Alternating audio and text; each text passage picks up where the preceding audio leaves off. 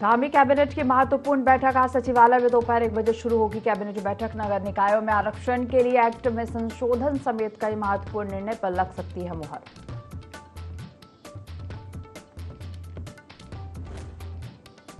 Bhagirathi eco sensitive zone में सड़कों के 9 प्रस्तावों को सशर्त हरी झंडी बदल जाएगी। उत्तरकाशी का 88 गांवों की सूरत मुख्य सचिव राधा रतूड़ी की अध्यक्षता में हुई बैठक में लिया निर्णय।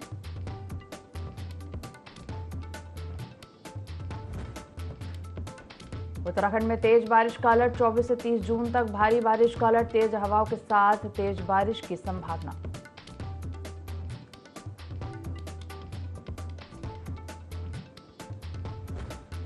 देहरादून ऋषिकेश हाईवे के पास चलती कार के ऊपर गिरा पेड़। खिड़की तोड़कर बाहर निकले कार सवार। पेड़ गिरने से हाईवे रहा बाधित।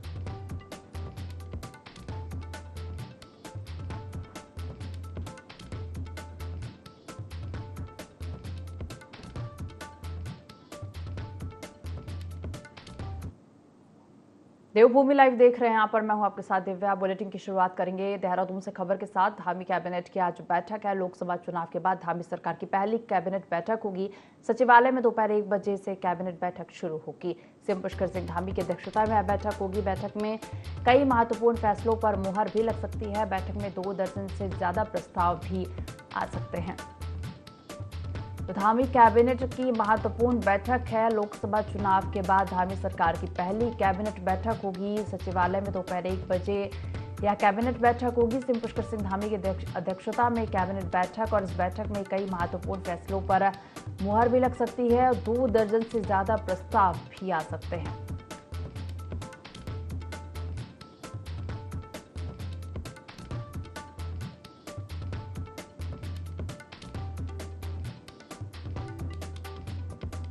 देहरादून से खबर आपको बता रहे हैं। धामी सरकार की आज बैठक। लोकसभा चुनाव के बाद धामी सरकार की पहली कैबिनेट बैठक है। सचिवालय में दोपहर 1 बजे से कैबिनेट बैठक शुरू होगी। बैठक में कई महत्वपूर्ण फैसलों पर मुहर भी लग सकती है। आपको बता दें, सीएम पुष्कर सिंह धामी की अध्यक्षता में बैठक होगी, जिसमें कई महत्वपूर्ण फैसलों पर मुहर लग सकती है, और इसके साथ ही 2 दर्जन से ज्यादा प्रस्ताव भी आ सकते हैं।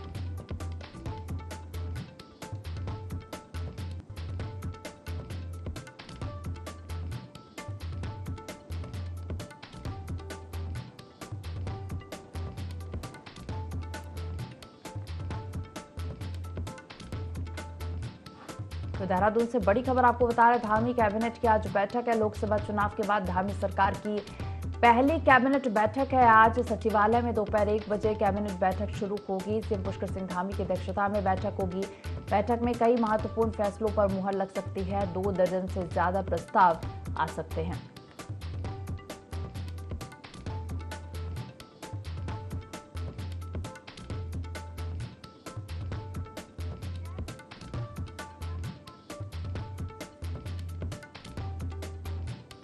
तो खबर देहरादून से। धामी कैबिनेट की आज बैठक है। लोकसभा चुनाव के बाद धामी सरकार की पहली कैबिनेट बैठक है, और सचिवालय में दोपहर 1 बजे से यह कैबिनेट बैठक शुरू होगी। सीएम पुष्कर सिंह धामी की अध्यक्षता में यह बैठक होगी, जिसमें कई महत्वपूर्ण फैसलों पर मुहर लग सकती है, और 2 दर्जन से ज्यादा प्रस्ताव भी इस कैबिनेट बैठक में आ सकते हैं।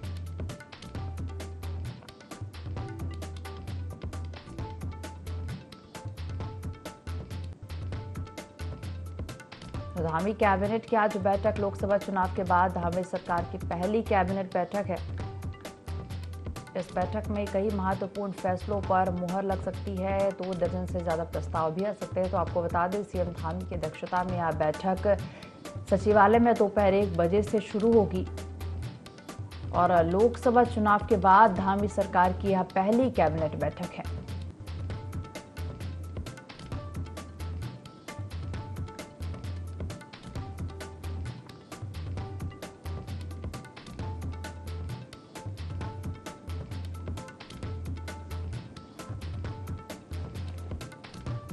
तो लोकसभा चुनाव के बाद धामी सरकार की पहली कैबिनेट बैठक है। आज सचिवालय में दोपहर 1 बजे से कैबिनेट बैठक शुरू होगी।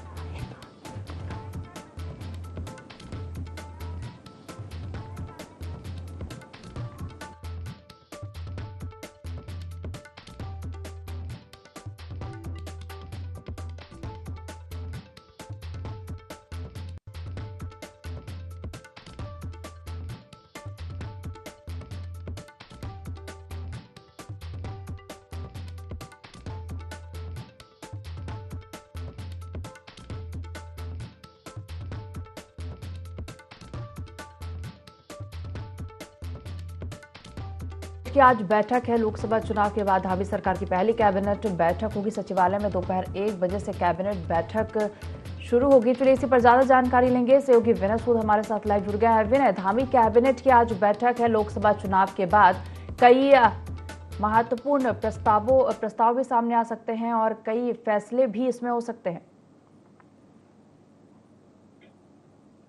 जी बिल्कुल दिव्या, देखिए आपको बता दें कि आज लोकसभा चुनाव के बाद पहली बैठक जो है वो सचिवालय में होने जा रही है, जिसमें कई महत्वपूर्ण जो मुद्दे हैं उसको लेकर के यहाँ पर प्रस्ताव सामने रखे जा सकते हैं। साथ ही साथ ऐसे में जो सीएम धामी है, लगातार जितनी भी उनकी कैबिनेटें होती रही हैं उसमें काफी महत्वपूर्ण बिंदुओं पर जो है इस दौरान प्रस्ताव पारित किए जाते हैं। तो ऐसे में देखा जा सकता है कि सीएम धामी की जो आज बैठक होने जा रही है उसमें काफी महत्वपूर्ण जो मुद्दे हैं, शहरी विकास की अगर बात करें या फिर यहाँ पर वित्त की बात करें, इसके अलावा जो अन्य विभाग हैं उनकी बात करें, सभी से संबंधित जो यहाँ पर मुद्दे हैं वो आज इस कैबिनेट में रखे जा सकते हैं। और साथ ही साथ आपको ये भी बता दें कि जिस तरह से कानून व्यवस्था है उसको और किस तरीके से दुरुस्त करना है, तमाम चीजों को जो है आज इस कैबिनेट में रखा जा सकता है। क्योंकि अभी हाल ही में जिस तरह से देहरादून के रायपुर में अभी जो गोली चलकर एक युवक की हत्या हुई है, तो ऐसे में देखा जा सकता है कि उसमें सीएम धामी का जिस तरह से बयान आया कि जो बाहरी राज्य से आने वाले लोग हैं उनका भी वेरिफिकेशन इस दौरान किया जाएगा, तो उसको लेकर के भी जो है यहाँ पर रणनीति तैयार की जा सकती है। तमाम ऐसे बड़े मुख्य बिंदु है जिनको लेकर आज कैबिनेट में चर्चा की जाएगी। जी जी विनय, तो 2 दर्जन से ज्यादा प्रस्ताव भी इस बैठक में आ सकते हैं। कौन से प्रस्ताव हो सकते हैं?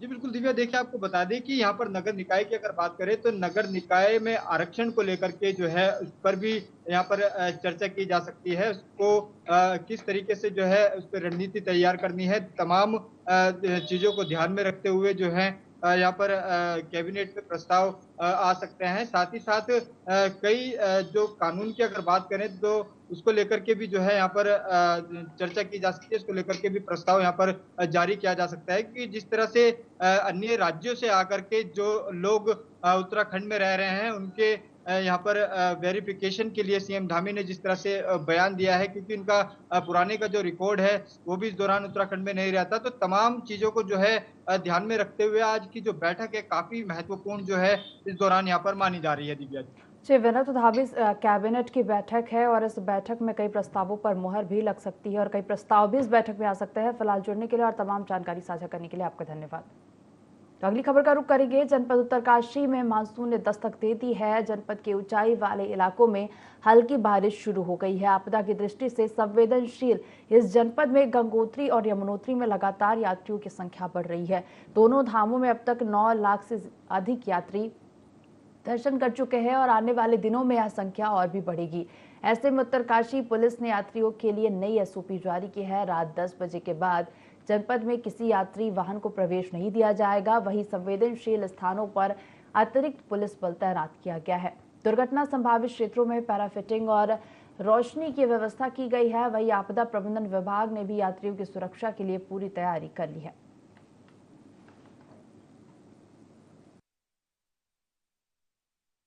यात्रा आप सभी जानते हैं कि इस बार जो है रिकॉर्ड तोड़ जो चल रही है और अभी तक जो है 6.5 लाख यात्रियों ने सकुशल और सफल दर्शन कर लिए हैं। उत्तरकाशी पुलिस जो यात्रियों की सरल, सुखद और सुरक्षित यात्रा के लिए प्रतिबद्ध है। क्योंकि मानसून ने भी अब दस्तक दे दी है। कुछ दिनों से 2-3 दिनों से बारिश हो रही है और हमारा जो ये पूरा उत्तरकाशी का क्षेत्र है काफ़ी होता रहता है। यहाँ पे लैंडस्लाइड, रोड भी थोड़े सकरे हैं और उसी के दृष्टिगत जो है हमने हमारी जो एक एसओपी जो मानक संचालन प्रक्रिया थी उसमें कुछ थोड़ा सा संशोधन किया है और रात्रि के समय जो है 10 बजे से लेके 4 बजे तक जो है यात्री वाहनों के लिए जो प्रतिबंधित रहेगा।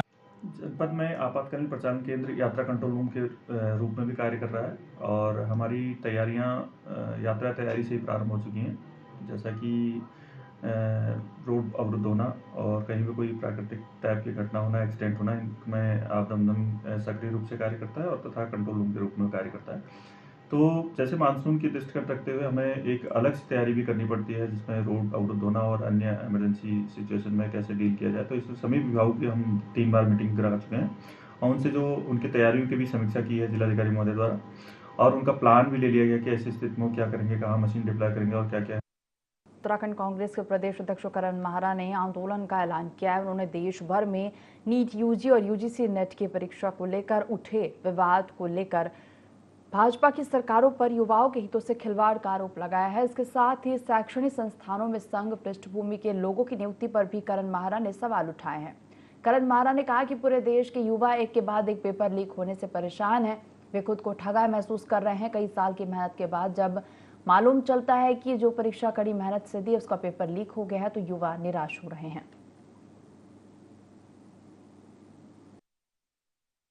भारतवर्ष में पूरी तरीके से व्यवस्था चरमराई हुई है। जो नौजवान नवयुवतियां अपने कैरियर के लिए 8-8 घंटे से लेकर 15 घंटे तक पढ़ते हैं और कोशिश करते हैं कि वो किसी बड़ी परीक्षा को पास करें, आज उनके सपनों के साथ छलावा हो रहा है। पूंजीपतियों के बच्चे और हाकम सिंह जैसे लोग उनके हकों को छीनने के लिए रणनीतियां तैयार कर रहे हैं। भारतीय जनता पार्टी की सरकार ने पूरे देश में व्यापम के बाद लगातार इस तरह के घोटाले करने शुरू किए। उत्तराखंड में इसकी वानगी के रूप में आप देखें, SSC भर्ती घोटाला और पटवारी पेपर लीक बहुत बड़े घोटाले थे, जिसमें छात्रों के ऊपर लाठीचार्ज किया गया, उनके हकों को छीनने का काम किया। आज यूजीसी के नीट और NEET के पेपर्स लीक हुए, एक को सरकार ने निरस्त किया है और दूसरा अभी तक निरस्त नहीं किया है। लगातार बीजेपी के लोग, बीजेपी की सरकारें, नरेंद्र मोदी, अमित शाह और इनके मुख्यमंत्री लोग लगातार ऐसे लोगों को संरक्षण दे रहे हैं जो इस तरह के कृत्यों में हैं।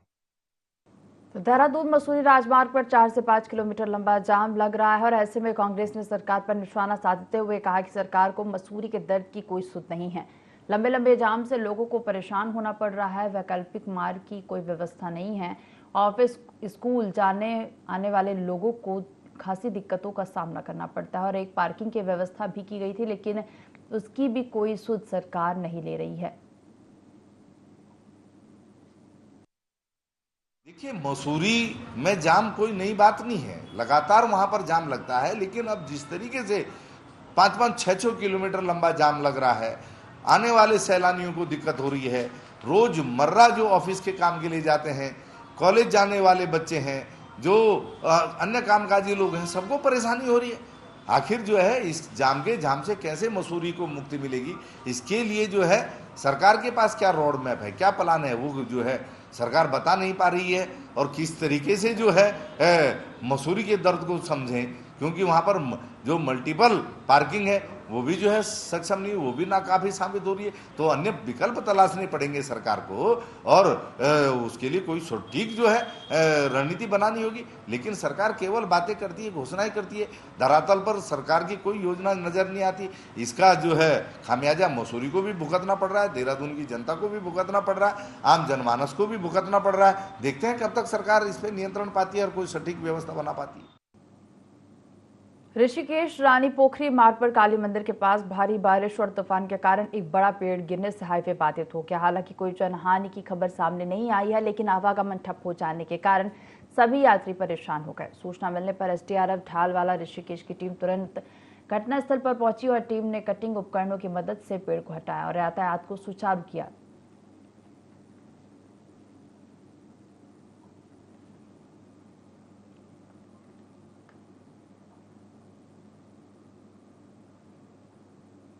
तो शहर में जगह जगह बह रहे सीवर को लेकर उत्तराखंड जल संस्थान ने कई लोगों को नोटिस जारी किए हैं। साथ ही जिन लोगों का सीवर खुले में बह रहा है उन्हें 15 दिन का समय भी दिया गया है। यदि इस दौरान उन्होंने अपना सीवर लाइन को ठीक नहीं किया तो उनके पानी के कनेक्शन और सीवर के कनेक्शन काट दिए जाएंगे। मसूरी के लंढौर बाजार में उत्तराखंड जल संस्थान की टीम द्वारा साउथ रोड का निरीक्षण किया गया और इस दौरान कई लोगों का सीवर खुले में बह रहा था। उत्तराखंड जल संस्थान के सहायक अभियंता त्रिपेंद्र सिंह रावत ने बताया कि विभाग द्वारा कई होटलों का भी निरीक्षण किया जा रहा है और अनियमितता पाए जाने पर आवश्यक कार्रवाई की जाएगी। कई बार उन्हें नोटिस दिया था कि सीवर सही कराया जाए, लेकिन आज हमने उनको बोल दिया है कि अपना समय दे दिया है कि सही करा दिया जाए, वरना हम उनका कनेक्शन काट देंगे।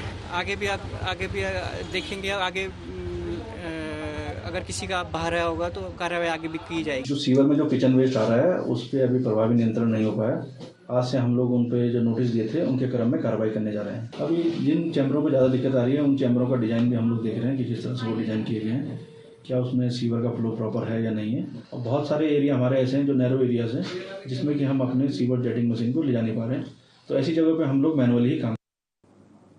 डोईवाला तहसील प्रशासन द्वारा अवैध अतिक्रमण के नाम पर अधिवक्ताओं के नवनिर्मित चैम्बरों को तोड़े जाने के विरोध में परवादून बार एसोसिएशन डोईवाला के अधिवक्ता गणों ने डोईवाला तहसील परिसर में धरना देते हुए प्रशासन के खिलाफ जमकर नारेबाजी की। अधिवक्ताओं का कहना है कि तहसील प्रशासन द्वारा बार को 401 वर्ग मीटर भूमि आवंटित की गई थी, जो कि अधिवक्ताओं के लिए पर्याप्त नहीं है। अधिवक्ताओं द्वारा और भूमि आवंटित किए जाने के लिए डोईवाला उप जिलाधिकारी, मुख्य सचिव देहरादून और मुख्यमंत्री उत्तराखंड को प्रार्थना पत्र भेजा गया था, जिस पर कार्रवाई लंबित है। किंतु तहसील प्रशासन डोईवाला द्वारा उक्त प्रार्थना पत्रों को अनदेखी करके बिना किसी पूर्व सूचना के गरीब युवा अधिवक्ताओं, टाइपिस्टों और स्टाम्प वेंडरों के अपने धन से निर्मित चैम्बरों को ध्वस्त कर दिया गया। प्रशासन एक अन्य कुछ अधिवक्ताओं के चैम्बर तूफान में उठकर सड़क पर आ गए। उसी के आड़ में परवादून बार एसोसिएशन के जो चैम्बर बने थे, जो यहाँ के बहुत ही नए गरीब अधिवक्ताओं ने, टाइपिस्ट ने, क्लर्क ने, सबने थोड़े पैसे इकट्ठे करके अपनी पूंजी से जो चैम्बर निर्माण किया था, उसको प्रशासन ने बिना किसी सूचना के ध्वस्त कर दिया। इसी को लेकर आज हम यहाँ पर अनिश्चितकालीन धरने और न्यायालयों का अनिश्चितकालीन बहिष्कार करेंगे। इससे जो है जितने भी हमारे लोकल अधिवक्तागण हैं डोईवाले के, तो बहुत ज़्यादा मतलब इन्हें क्षति पहुंची है। बड़ी परेशानी के साथ जो है ये टीन शेड का हमने निर्माण किया था और सभी से जो है टीन शेड के लिए जो है आग्रह किया था।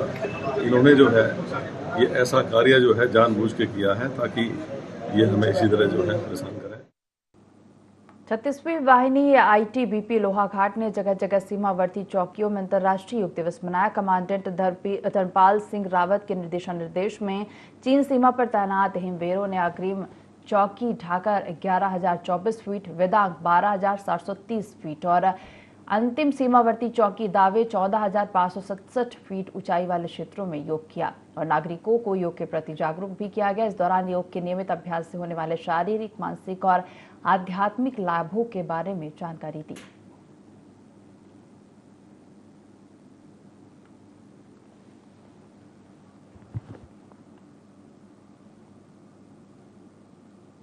तो देश में नीट परीक्षा रद्द करने की मांग को लेकर जगह जगह विरोध प्रदर्शन देखने को मिल रहा है। वह विपक्ष भी सरकार पर लगातार हमला करता दिख रहा है। कोटद्वार में कांग्रेस कार्यकर्ताओं ने मेन बाजार से लेकर तहसील चौक तक अपना विरोध प्रदर्शन किया।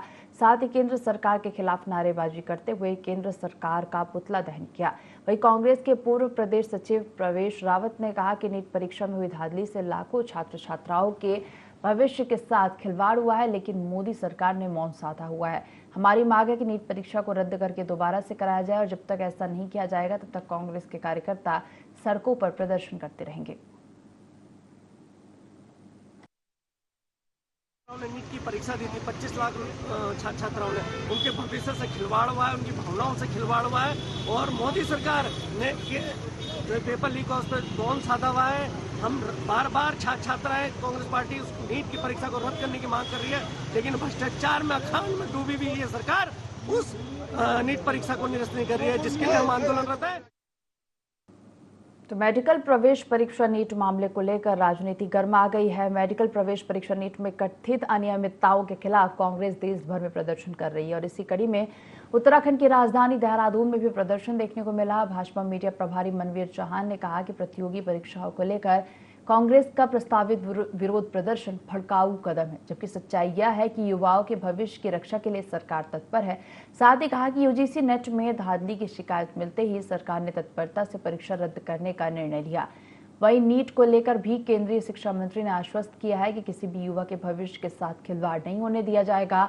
सरकार युवाओं के भविष्य को लेकर तत्पर है।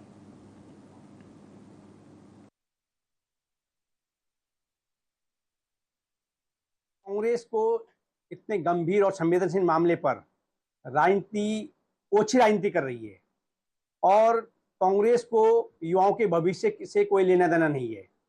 वो सिर्फ और सिर्फ उनके जो इंडी गठबंधन का जो उनका प्रमुख राजनीतिक सहयोगी दल है राष्ट्रीय जनता दल, उसके जो एक प्रमुख कार्यकर्ता इस प्रकरण में पेपर लीक में मुख्य आरोपी हैं, उससे ध्यान भटकाने के लिए सिर पर इसलिए राजनीति कर रही है।